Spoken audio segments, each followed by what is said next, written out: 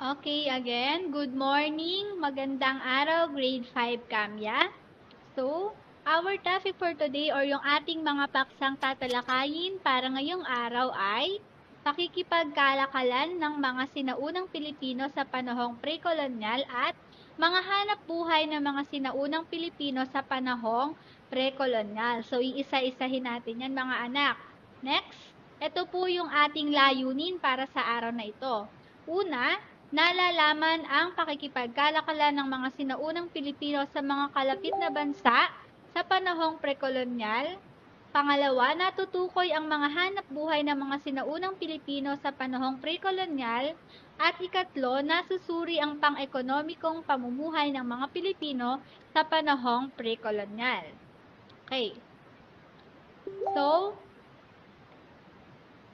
pagmasdan po ninyo yung larawan, so ano bang nakikita nyo? So, dito sa right side ni teacher sa screen, meron kayong makikita, yung isa pong lalaki may hawak siyang isda.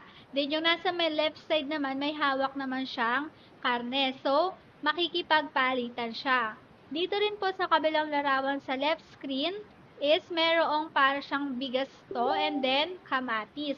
So, tinatawag po natin yan na barter system or yung pakikipagpalitan ng produkto sa produkto.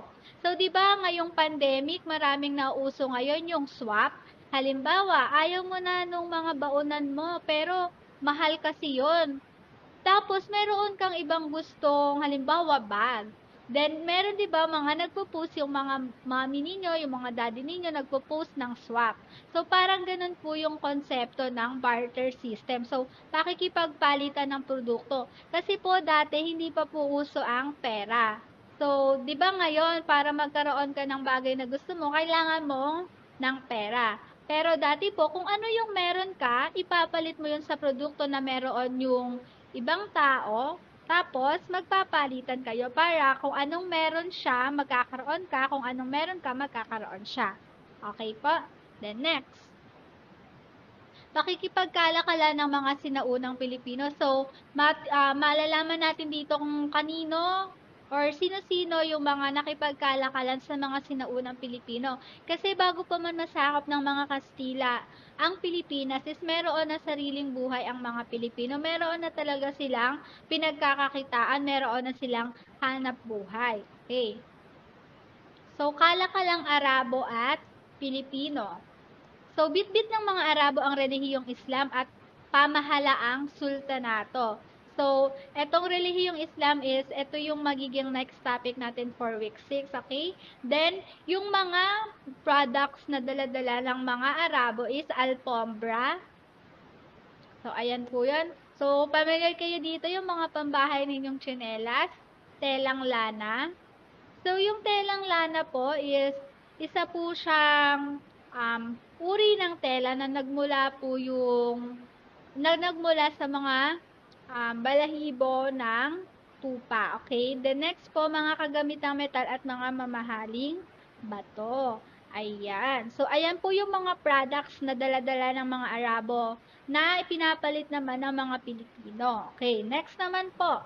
Kalakalang Chino and Pilipino. So, nakipagkalakalan pala ang mga Chino sa Pilipino. So, sa mga Chino nagmula ang mga sutlang tela, mga kagamitang porselana, salamin, jade, mask, at iba pa. So, tignan natin yung mga larawan ng binanggit ni teacher. Ayan, sutlang tela, so mga tela. So, kasi sa bayan ng Pandit, kilala kasi ang bayan ng Pandit sa pananahin ng mga gowns and barong. So, kadalasan dati nung hindi pa nagkakaroon ng pandemic, pumupunta talaga ng China yung mga may-ari ng patahian sa Pandi para doon bumili ng mga magagandang uri ng tela. Excuse me po. The next, yung mga kagamitang porcelana. So, yung mga ganitong uri ng kagamitan is makikita pa ninyo yan sa mga cabinet ng inyong mga lolo at lola. So, tinatago nila yung mga ganyang itsura. So, sinasabi nila, antique daw yan. So, mamahalin daw yan. Okay? Then next, ang salamin. So, kanila pala galing ang salamin. Ang jade. Ayan. Ang mask. So, ang mask po, ito po yung ginagamit na sa mga pabango. So, yung mask po is galing po ito sa mga usa. Okay? Next po. So, ang kapalit po ng mga produkto na ito na galing sa China is ang yantok, bungang kahoy, perlas at kabibe. So, ayan. Yung yantok po, yan po yung ginagamit para makagawa ng mga basket, mga plates na gawa sa yantok. Yung mga parang kahoy na pinggan sa mga handaan, binabalutan na lang ng plastic. So, doon po gawa yon. And then, ang perlas at kabibe.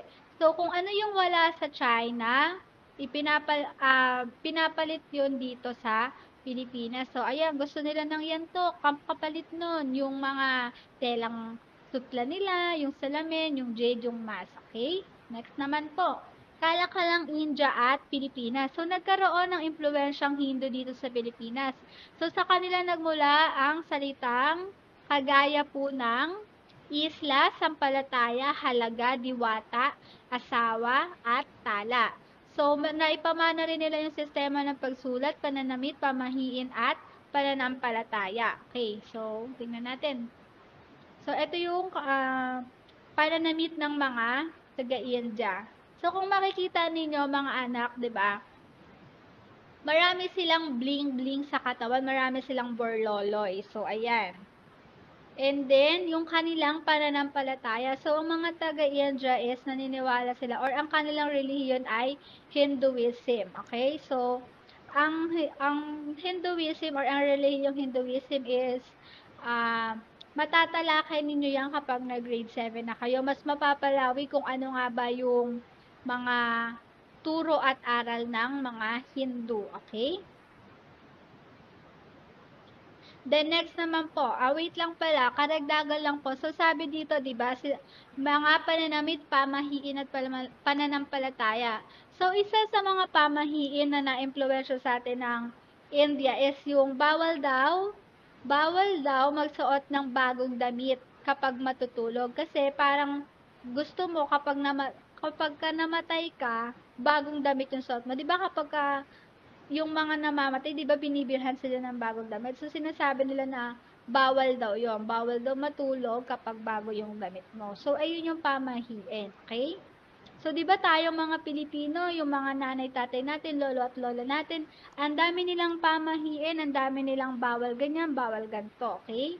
So, sana sa kanila natin iyon namana. So, ayun. The next naman po is yung kalakalang Hapon at Pilipinas. So, nanirahan sa Lingayen at Cagayan ang mga Hapon. Nagmula sa kanila ang pagpaparami ng isda at bibe, paggawa ng sandata at paghuhukay ng katat.